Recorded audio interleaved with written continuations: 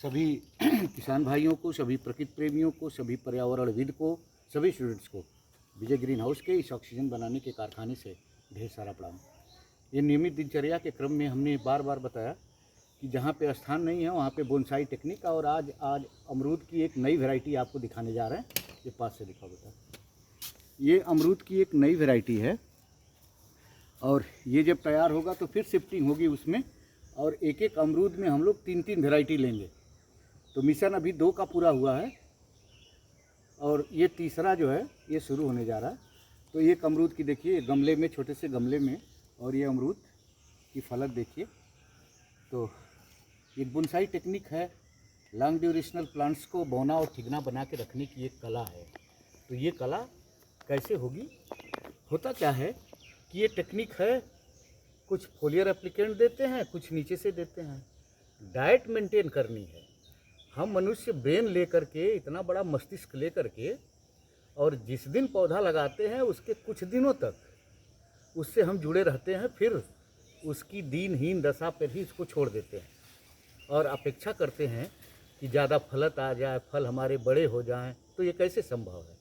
1 साल का प्लांट्स है तो उसकी डाइट कुछ है, 2 साल का होगा तो फिर बढ़ेगी, 3 साल का होगा तो फिर बढ़ेगी।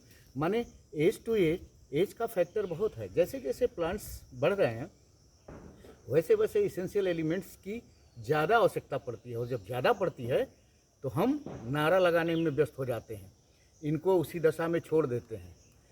नारा नहीं लगाना है, इनके साथ जुड़ना है, और जुड़ना ही एक नारा है।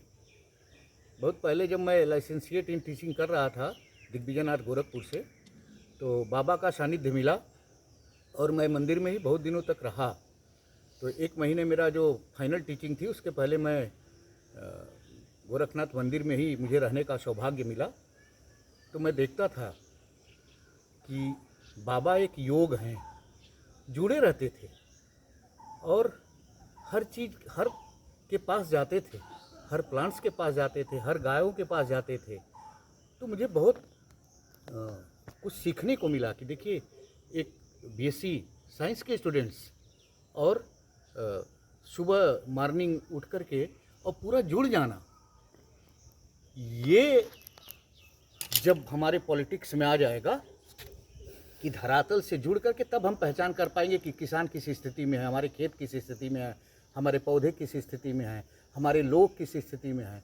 तब जाके क्रांति होगी और तब संभव होगा कि ये क्यों नहीं होगा, और होगा और हो गया। इसलिए ऐसा होता है।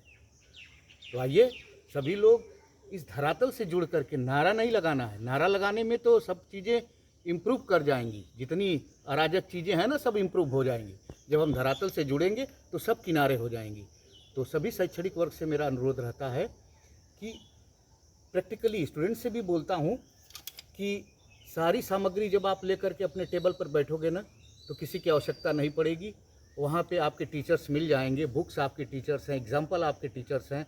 तो इनकी सहयोग से आप बहुत कुछ सीख सकते हैं। जैसे हम लोग एक बुक्स तैयार किए हुए हैं और इसमें हम लोग जब जुड़ते हैं तो इनसे हम सीखते हैं और फिर हम कुछ बता पाते हैं। आइए पढ़ते हैं, फिर पढ़ाते हैं। सभी लोगों को विजय ग्रीन हाउस के इस ऑक्सीजन बनाने के कारखाने से ढेर सारा प्रणाम। नमस्कार।